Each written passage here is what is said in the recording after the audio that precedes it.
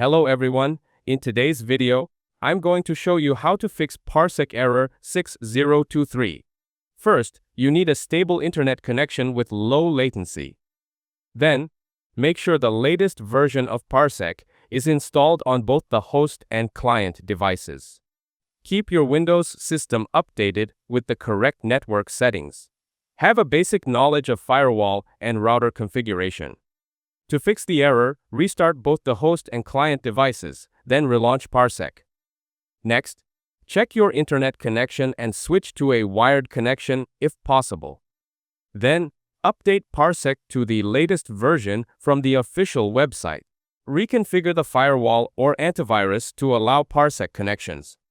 Error 6023 usually indicates a connection timeout between the host and client. Now, ensure router ports are not blocked and UPnP is enabled. Then, try lowering Parsec's bandwidth limit in settings to improve stability. If the issue continues, contact Parsec support for detailed troubleshooting. That's it. Thanks for watching. Don't forget to like and subscribe for more videos.